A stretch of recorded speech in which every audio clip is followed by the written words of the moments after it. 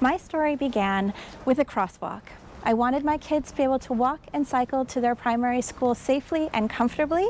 And through that fight and learning how to communicate why our streets are so important, not just for getting to and from work, but to everywhere in between, I grew to writing articles for local papers, creating multimedia content that has been seen around the world, and co-authoring 3 books together with my husband about how our cities help us move better, but also help us live with a higher quality of life.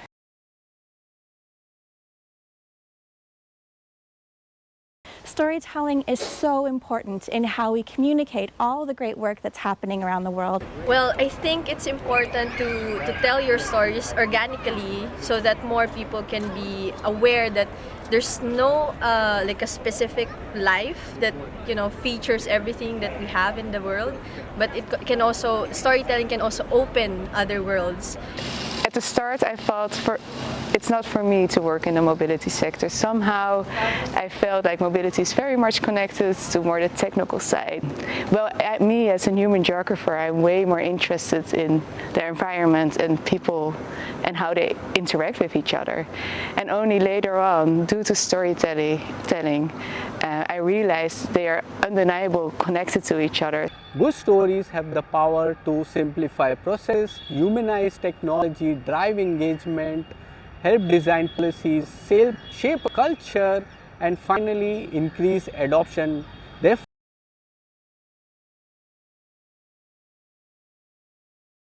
there are many various stories that influence myself, also of course my personal story, but one that I want to highlight is that in engagement with my grandma and how she experienced traveling around, and it was actually till her late 80s that she cycled, but saying no to cycling meant she said no to something, a part of her freedom and the freedom to move around independently.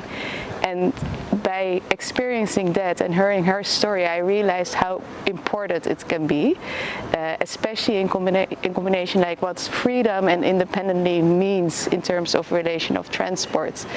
when I restarted cycling in adulthood, I came across a lot of resources and information on digital platforms, and with consistent reading and consumption of content, especially around sustainable mobility and cycling from Dutch cities, I was totally impressed. It was also a time to pause and reflect on my own actions, my own behavior and responsibility towards the planet.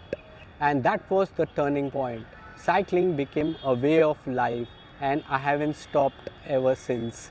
And now so I've been bike commuting since 2017, and I felt the urge to move around in a way that I'm not depending on any car or any motorized vehicle. And I feel like this personal story of mine rippled in the online space. So when people saw that I've been using my bicycle as a form of transportation, they've seen it and they started asking me questions about how I did it.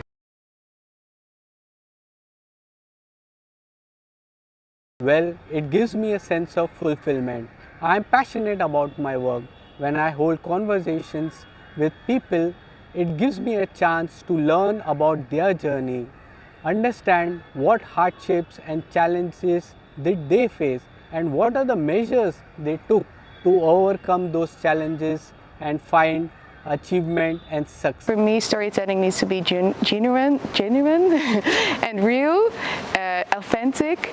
And for me, sometimes if I see it becomes a too strategic way of bringing a story along, then it doesn't catch me. So I try to be very careful when to, lean on storytelling or not. I guess we just need to have more stories out there so that more people can see that it is possible and it is here. The solution is here already, and we just need to speak about it, tell our story so that more people can hear about it. I think it can change people's lives, and it definitely changed mine. So I want more people to see the beauty and the joy of using bicycle as a form of transportation.